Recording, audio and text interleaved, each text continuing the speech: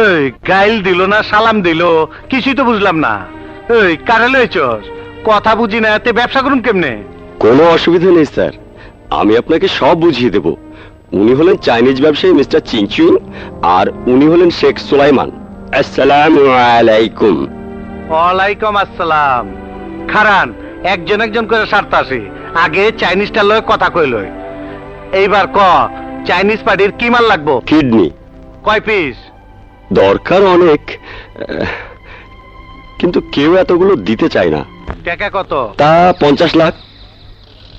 মাল দিয়া যান, এক সপ্তাহ পর ডেলিভারি নিয়ে যান। কাউসিংজা পামাসুবিকা। ওই হালার পো, এইসব চ্যাং প্যাং পার্টি ধরবি না, সলিড ইউরোপের পার্টি ধরবি। ভাগা হালারে। ওই শেখের পো, তোমার কয় পিস লাগবো?